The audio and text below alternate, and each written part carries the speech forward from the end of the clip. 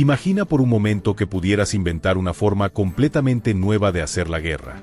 Una estrategia tan revolucionaria que podría conquistar países enteros en semanas en lugar de años.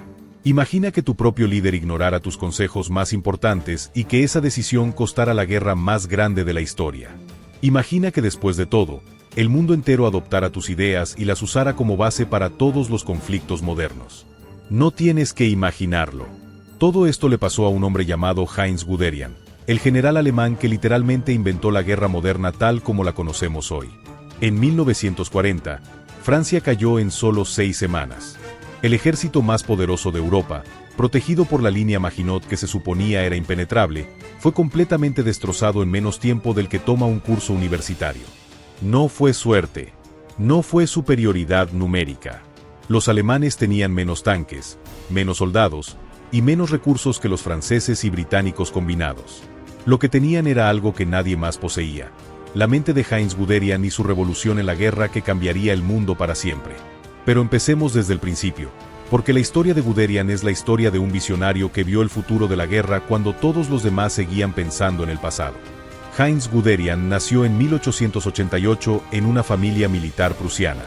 Su padre era oficial del ejército, y desde niño, Guderian creció rodeado de mapas, estrategias militares y conversaciones sobre táctica. Pero a diferencia de sus contemporáneos, que veían la guerra a través del lente de las batallas del siglo XIX, Guderian tenía una mente que miraba hacia adelante. En 1914, cuando estalló la Primera Guerra Mundial, Guderian era un joven teniente que servía en unidades de comunicaciones. Mientras otros oficiales se enfocaban en la gloria del combate, Guderian estaba fascinado por algo que la mayoría consideraba aburrido: cómo los ejércitos se comunicaban entre sí durante las batallas. Esta aparente obsesión con las comunicaciones sería la clave de todo lo que Guderian lograría después. Durante la Primera Guerra Mundial, Guderian fue testigo del horror de la guerra de trincheras. Vio cómo millones de hombres murieron ganando o perdiendo unos pocos metros de territorio enlodado. Vio cómo los ataques masivos de infantería se estrellaban contra las ametralladoras enemigas como olas contra un acantilado. Y más importante que todo, vio cómo la falta de comunicación efectiva convertía incluso las victorias tácticas en desastres estratégicos. Mientras sus compañeros oficiales culpaban a la mala suerte o a la superioridad enemiga por estas masacres, Guderian llegó a una conclusión diferente: la guerra misma se estaba librando de manera completamente equivocada. El problema, según Guderian, no era que los ejércitos necesitaran más hombres o más armas. El problema era que se movían demasiado lento, se comunicaban demasiado mal y atacaban de manera demasiado predecible. Después de la guerra, mientras Alemania se hundía en la derrota y el caos económico, Guderian comenzó a desarrollar ideas que sonaban como ciencia ficción para sus contemporáneos. Imaginaba ejércitos que se movieran tan rápido que el enemigo no pudiera reaccionar. Imaginaba tanques, aviones e infantería trabajando juntos como una sola máquina de guerra. Imaginaba comandantes que pudieran comunicarse instantáneamente con sus tropas y cambiar planes en tiempo real durante las batallas. En 1937, Guderian publicó un libro que cambiaría la guerra para siempre: Achtung, Panzer. Este libro no era solo un manual militar. Era el manifiesto de una revolución completa en cómo se libraría la guerra moderna. En Achtung, Panzer, Guderian explicaba su visión de lo que él llamaba guerra blindada. Pero no se trataba simplemente de usar más tanques. Se trataba de coordinar tanques, infantería motorizada, artillería autopropulsada y aviación de apoyo en una sola fuerza que pudiera moverse más rápido y golpear más fuerte que cualquier cosa que el mundo hubiera visto antes. La idea central de Guderian era simple pero revolucionaria. En lugar de usar tanques para apoyar ataques de infantería, como hacían todos los demás, los tanques serían la punta de lanza que rompería las líneas enemigas, y la infantería lo seguiría para consolidar las ganancias. Pero lo más importante de todo era la velocidad. Guderian creía que la velocidad no era solo una ventaja táctica, era un arma en sí misma. Si podías moverte más rápido que el enemigo, podías estar en su retaguardia antes de que supiera que habías atacado su frente. Esta doctrina sería conocida como Blitzkrieg o guerra relámpago. Sin embargo, las ideas de Guderian no fueron bien recibidas por el alto mando alemán. Los generales veteranos pensaban que este joven oficial estaba completamente loco. Habían ganado la guerra franco-prusiana de 1870 y casi habían ganado la Primera Guerra Mundial usando tácticas tradicionales. ¿Por qué cambiar algo que había funcionado durante generaciones? Más importante aún, las ideas de Guderian requerían una inversión masiva en tecnología nueva. Los tanques eran caros. Los radios eran complicados. Entrenar soldados para coordinar todas estas nuevas armas tomaría años. Y Alemania, devastada por la derrota y las reparaciones de guerra, no tenía los recursos para experimentos costosos. Pero Guderian tenía algo que sus críticos no tenían: la capacidad de ver más allá del presente hacia el futuro de la guerra. Durante los años 1920 y 1930, mientras otros generales seguían preparándose para pelear la última guerra, Guderian comenzó a construir secretamente la base de la próxima guerra. Trabajando bajo las limitaciones del Tratado de Versalles, que prohibía a Alemania tener tanques, Guderian entrenó tripulaciones usando automóviles con cartones pegados para simular tanques. Desarrolló doctrina usando mapas y juegos de guerra. Y más crucialmente, comenzó a reclutar y entrenar una nueva generación de oficiales que compartían su visión. Estos oficiales, muchos de ellos jóvenes veteranos de la Primera Guerra Mundial que habían visto el horror de la guerra de trincheras, estaban listos para abrazar ideas radicales. Entendían que la guerra tradicional había llegado a un callejón sin salida mortal, y estaban desesperados por encontrar una alternativa. Guderian también estudió obsesivamente las innovaciones militares que estaban ocurriendo en otros países. Estudió los experimentos con tanques que estaban haciendo los británicos. Analizó las teorías de guerra mecanizada que estaban desarrollando los franceses. Incluso estudió las tácticas de caballería mongola de 800 años atrás, buscando principios eternos de movilidad y sorpresa que pudieran aplicarse a la guerra moderna. Pero quizás lo más importante de todo, Guderian entendió algo que escapaba a la mayoría de sus contemporáneos: la tecnología por sí sola no gana guerras. La coordinación y la comunicación son lo que convierte la tecnología en poder militar efectivo. Los tanques habían existido desde 1916, pero hasta Guderian, nadie había resuelto realmente cómo usarlos de manera efectiva. Los británicos los usaban principalmente como apoyo de infantería. Los franceses los dispersaban a lo largo del frente en pequeños grupos. Los soviéticos tenían miles de tanques, pero no tenían doctrina coherente para usarlos. Guderian se dio cuenta de que el secreto no estaba en tener tanques individuales más poderosos, sino en coordinar cientos de tanques para atacar en el mismo lugar al mismo tiempo, apoyados por aviones que podían actuar como artillería volante, e infantería motorizada que podía seguir el ritmo de los tanques y consolidar las ganancias. Pero hacer que todo esto funcionara requería un nivel de comunicación que nunca había existido antes en la guerra.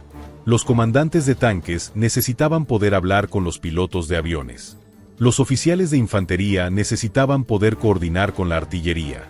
Y los generales necesitaban poder cambiar planes en tiempo real basándose en información que llegaba del campo de batalla. Guderian se obsesionó con los radios. Mientras otros generales veían los radios como dispositivos auxiliares útiles, Guderian los veía como el sistema nervioso de su nueva forma de guerra. Insistió en que cada tanque tuviera radio. Desarrolló códigos y procedimientos para comunicación instantánea entre diferentes ramas del ejército. Y entrenó a sus oficiales para tomar decisiones rápidas basándose en información fragmentaria.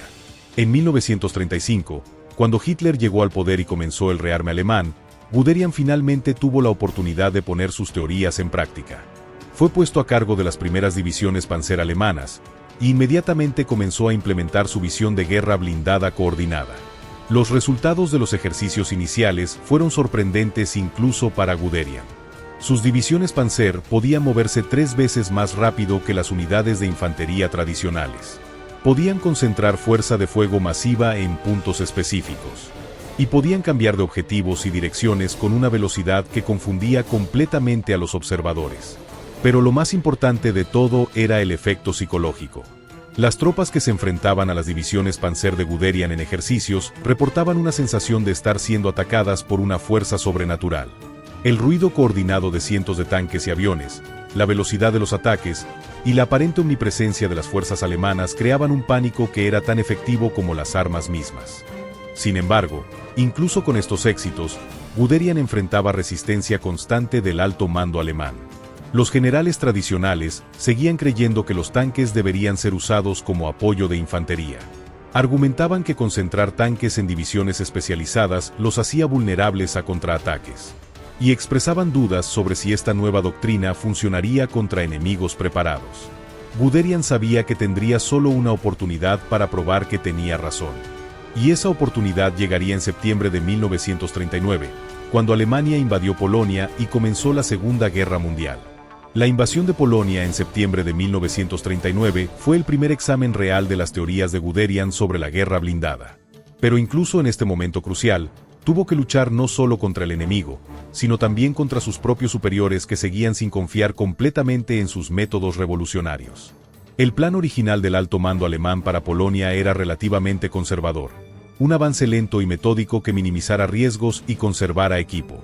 Los generales tradicionales querían usar los tanques principalmente para apoyar ataques de infantería, exactamente lo opuesto a lo que Guderian había estado predicando durante años. Pero Guderian había esperado este momento durante 2 décadas. Ignorando discretamente las órdenes más conservadoras, implementó su propia versión de la Blitzkrieg desde el primer día de la campaña. En lugar de dispersar sus tanques a lo largo del frente, Guderian los concentró en formaciones masivas que atacaron puntos específicos de las líneas polacas. En lugar de avanzar cautelosamente, empujó sus divisiones Panzer hacia adelante tan rápido como podían moverse. Y en lugar de esperar que la infantería consolidara cada ganancia, mantuvo sus tanques en movimiento constante, dejando que la infantería motorizada se encargara de limpiar las áreas que habían atravesado. Los resultados fueron espectaculares. Las defensas polacas, preparadas para resistir ataques tradicionales de infantería, simplemente se desintegraron ante la velocidad y concentración de los ataques de Guderian. En un caso famoso, la división Panzer de Guderian avanzó 140 kilómetros en un solo día, una distancia que habría tomado semanas durante la Primera Guerra Mundial. Los comandantes polacos estaban recibiendo informes de ataques alemanes desde direcciones completamente opuestas al mismo tiempo, porque las fuerzas de Guderian se habían movido tan rápido que habían rodeado unidades enteras antes de que supieran que estaban bajo ataque. Pero lo más impresionante de todo era la coordinación.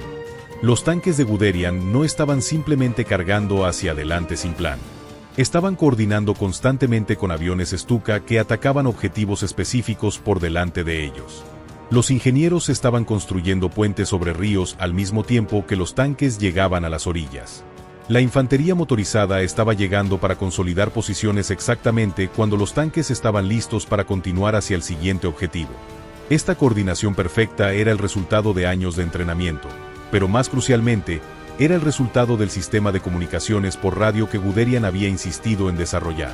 Por primera vez en la historia militar, comandantes a todos los niveles podían hablar directamente entre sí durante las batallas. Esto permitía algo que nunca había sido posible antes: cambios tácticos en tiempo real basados en información del campo de batalla. Si un comandante de tanques descubría que las defensas enemigas eran más débiles de lo esperado en cierto sector, podía llamar inmediatamente apoyo aéreo adicional. Si los ingenieros necesitaban más tiempo para construir un puente, los tanques podían ser redirigidos temporalmente hacia otro objetivo. La campaña de Polonia terminó en solo 35 días, mucho más rápido de lo que había predicho incluso Guderian. Pero más importante que la velocidad de la victoria era la manera en que había sido lograda. Los alemanes habían sufrido relativamente pocas bajas, habían conservado la mayor parte de su equipo, y habían demostrado que podían destruir ejércitos enteros usando una fracción de los recursos que habría requerido la guerra tradicional. Sin embargo, la verdadera prueba de las ideas de Guderian vendría en mayo de 1940, cuando Alemania lanzó su ataque contra Francia y los Países Bajos. Francia en 1940 tenía el ejército más poderoso de Europa. Tenía más tanques que Alemania, mejor artillería, y una alianza con Gran Bretaña que significaba que los alemanes estarían en inferioridad numérica significativa. Más importante aún, Francia estaba protegida por la línea Maginot, una serie de fortificaciones que se suponían eran impenetrables. Los franceses estaban tan confiados en sus defensas que su plan de guerra asumía que cualquier ataque alemán sería detenido en la línea Maginot, permitiendo a Francia movilizar lentamente sus reservas y eventualmente contraatacar hacia Alemania. Era exactamente el tipo de guerra lenta y atricional que había funcionado durante la Primera Guerra Mundial. Pero Guderian tenía otros planes. El ataque alemán contra Francia fue una obra maestra de engaño estratégico. Mientras las fuerzas principales francesas y británicas se movían hacia Bélgica para enfrentar lo que parecía ser el ataque principal alemán, Guderian estaba dirigiendo secretamente la mayor concentración de tanques en la historia militar a través del bosque de las Ardenas, una región que los franceses consideraban impassable para fuerzas blindadas. Durante 3 días, Más de 1.500 tanques alemanes se movieron a través de caminos forestales angostos en una de las maniobras logísticas más complejas jamás intentadas. Un solo accidente o atasco de tráfico podría haber causado un embotellamiento que habría tomado días resolver, dejando a toda la fuerza alemana vulnerable a ataques aéreos. Pero Guderian había preparado para esta eventualidad durante años. Sus oficiales habían entrenado específicamente para mover grandes formaciones a través de terreno difícil.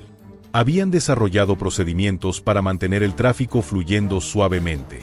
Y habían establecido sistemas de comunicación que permitían coordinar el movimiento de miles de vehículos simultáneamente. El 13 de mayo de 1940, las fuerzas de Guderian emergieron del bosque de las Ardenas y atacaron las defensas francesas en Sedan.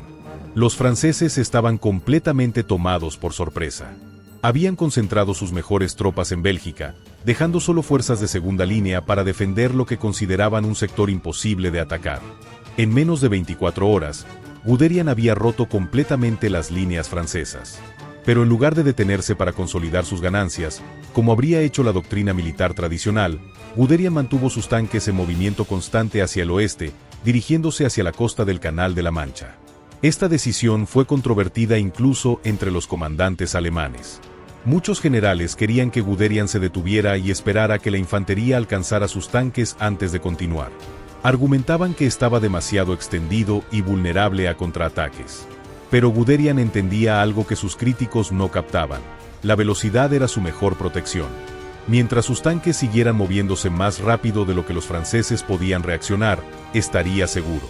El momento en que se detuviera sería el momento en que le daría tiempo al enemigo para organizar una respuesta efectiva.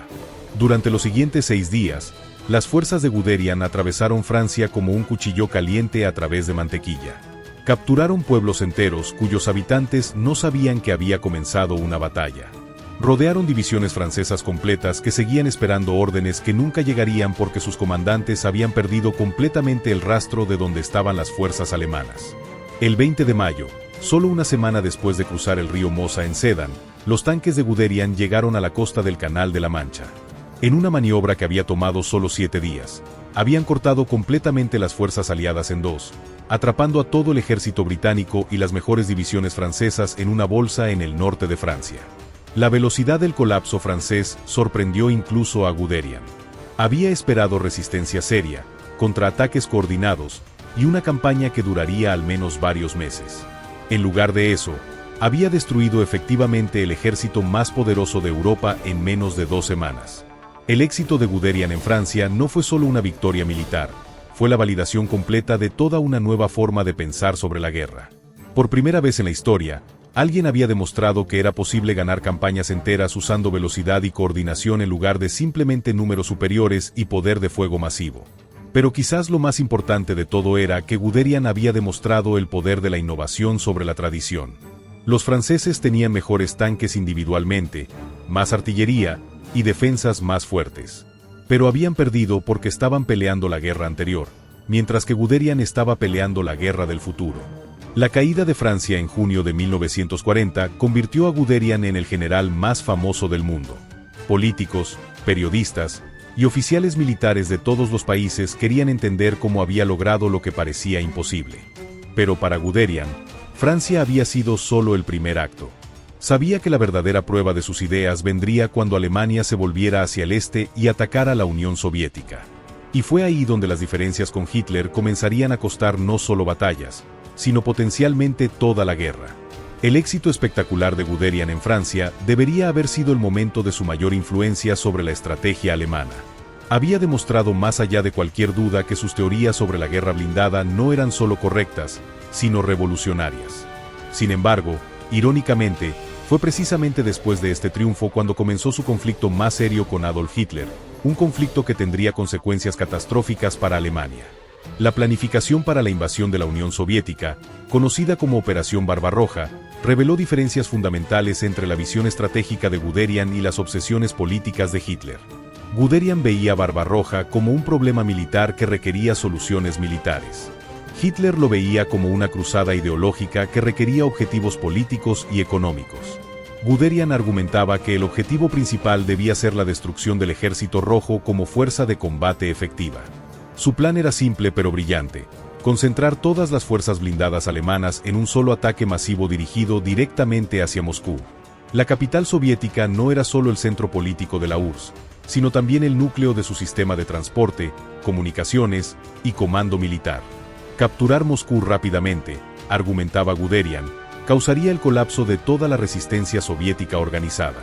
Hitler, sin embargo, tenía otras ideas.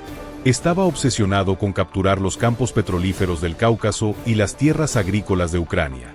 Quería dividir las fuerzas alemanas en 3 grupos de ejército, uno hacia Leningrado en el norte, uno hacia Moscú en el centro y uno hacia el Cáucaso en el sur. Para Guderian, este plan era un desastre estratégico esperando suceder. Dividir las fuerzas blindadas alemanas en 3 direcciones diferentes significaba que ninguna de ellas sería lo suficientemente fuerte para lograr una victoria decisiva. Más crucialmente, dispersar las fuerzas Panzer violaba todos los principios fundamentales de concentración y velocidad que habían hecho exitosa la Blitzkrieg. La guerra no se gana capturando territorio, le dijo Guderian a Hitler en una reunión tensa en abril de 1941. Se gana destruyendo la capacidad del enemigo para continuar luchando. Moscú es el corazón del poder soviético. Cortemos ese corazón y el resto del cuerpo morirá. Pero Hitler no estaba interesado en las teorías militares de Guderian. Había llegado a creer que sus propios instintos políticos eran superiores al conocimiento profesional de sus generales. Después de todo, había sido su decisión de atacar Francia a través de las Ardenas, no la de los generales, la que había llevado a la victoria. Había comenzado a ver a sus comandantes militares como técnicos útiles, pero sin visión estratégica real. El compromiso final fue aún peor que lo que Guderian había temido.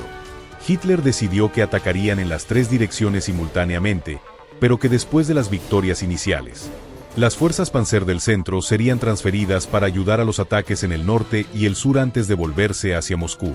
Guderian sabía que esto era exactamente lo opuesto a todo lo que había aprendido sobre la guerra móvil. La Blitzkrieg funcionaba porque mantenía al enemigo constantemente fuera de balance, sin tiempo para organizar defensas efectivas. Detenerse a mitad de una campaña para redistribuir fuerzas le daría a los soviéticos exactamente lo que necesitaban: tiempo para reaccionar. Cuando comenzó Barbarroja el 22 de junio de 1941, las predicciones de Guderian parecieron inicialmente incorrectas. Las fuerzas alemanas avanzaron con velocidad espectacular en las 3 direcciones. En solo 3 semanas, habían penetrado más profundamente en territorio soviético que Napoleón en toda su campaña.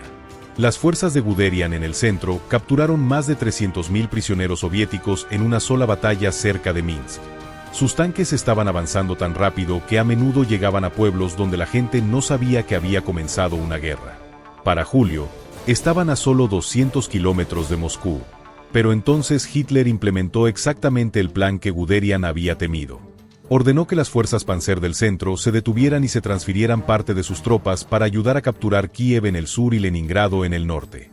Guderian protestó vehementemente. Sus fuerzas estaban en el momento de máximo momentum.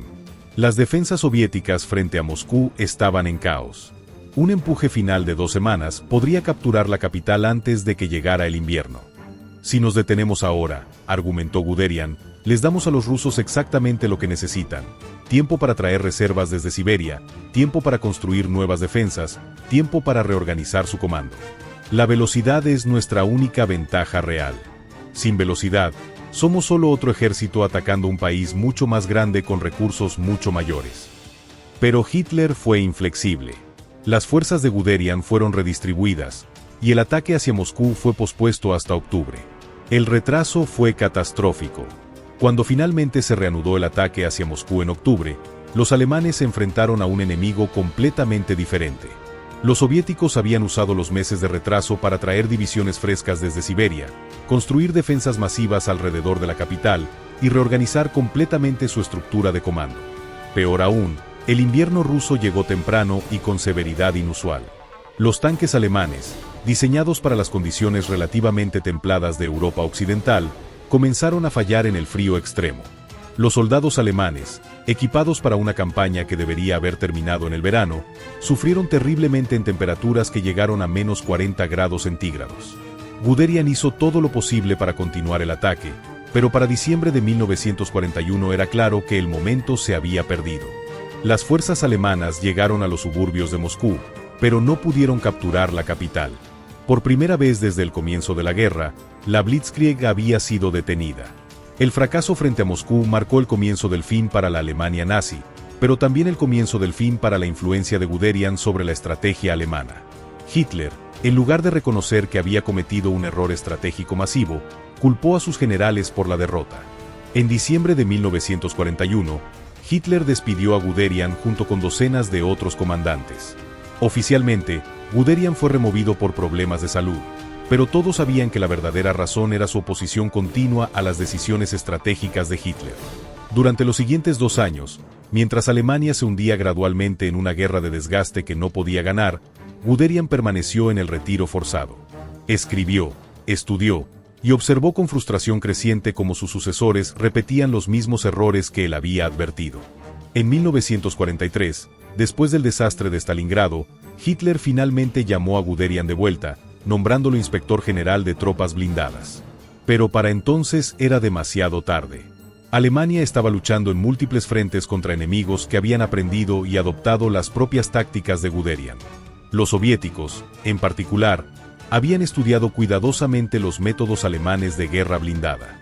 Para 1943, estaban usando formaciones masivas de tanques T-34 coordinados con aviación de apoyo de maneras que habrían hecho sentir orgulloso a Guderian. La Blitzkrieg se había vuelto contra sus creadores. Pero tal vez la ironía más grande de todas era que mientras Alemania perdía la guerra, las ideas de Guderian estaban conquistando el mundo. Los británicos habían reorganizado sus fuerzas blindadas basándose en principios alemanes. Los estadounidenses estaban desarrollando doctrina de tanques que copiaba directamente los métodos de Guderian. Incluso los soviéticos estaban usando versiones modificadas de la Blitzkrieg. Después de la guerra, cuando los vencedores se sentaron a analizar por qué habían ganado y los alemanes habían perdido, una de las conclusiones más claras fue que Guderian había tenido razón sobre casi todo. Sus métodos de guerra blindada se convirtieron en la base de todos los ejércitos modernos. Los estadounidenses adoptaron la doctrina de batalla aeroterrestre, que era esencialmente Blitzkrieg con tecnología más avanzada. Los soviéticos desarrollaron batalla en profundidad que combinaba las ideas de Guderian con números masivos. Los israelíes usaron tácticas directamente derivadas de Guderian para ganar la Guerra de los 6 días en 1967. Hoy, todos los ejércitos modernos usan alguna versión de los principios que Guderian desarrolló: concentración de fuerza blindada, coordinación entre diferentes armas, comunicación instantánea y velocidad de operaciones. La guerra moderna es, fundamentalmente, la guerra que Guderian imaginó en los años 1920 y 1930. Pero quizás la lección más importante de la historia de Guderian no es militar sino política. Demuestra lo que puede pasar cuando líderes políticos ignoran el consejo de expertos porque creen que sus instintos son superiores al conocimiento profesional. Si Hitler hubiera seguido el plan de Guderian para Barbarroja, concentrar todas las fuerzas blindadas en un ataque directo hacia Moscú, es muy posible que la Unión Soviética hubiera colapsado en 1941. La Segunda Guerra Mundial habría terminado de manera muy diferente. En lugar de eso, las obsesiones políticas de Hitler sobre territorio y recursos económicos llevaron a decisiones estratégicas que garantizaron la derrota alemana. Guderian había visto el futuro de la guerra y había desarrollado los métodos para ganarlo. Pero su propia historia demuestra que tener las mejores ideas no es suficiente si no tienes el poder político para implementarlas. Heinz Guderian murió en 1954, viendo cómo el mundo adoptaba universalmente las innovaciones que él había creado. Había revolucionado la guerra, cambiado la historia y creado la base de todo el combate moderno. Pero también había demostrado una de las lecciones más dolorosas de la historia, que ser un genio no garantiza que te escuchen cuando más se necesita. Su legado vive no solo en los ejércitos que adoptaron sus métodos, sino en la pregunta eterna de qué habría pasado si Hitler hubiera tenido la sabiduría de escuchar al hombre que había visto el futuro de la guerra y lo había hecho realidad. Guderian había desarrollado la fórmula para ganar la guerra más grande de la historia. Irónicamente, fue ignorar esa fórmula lo que le costó esa guerra a Alemania. Pero sus ideas sobrevivieron la derrota y se convirtieron en la base de toda la guerra moderna, demostrando que las buenas ideas, eventualmente, siempre encuentran una manera de triunfar. La próxima vez que veas imágenes de tanques modernos en acción, de operaciones militares coordinadas, o de fuerzas que se mueven con velocidad impresionante para lograr objetivos específicos, estarás viendo el legado de Heinz Guderian, el hombre que inventó la guerra del siglo XXI cuando el siglo XX apenas había comenzado.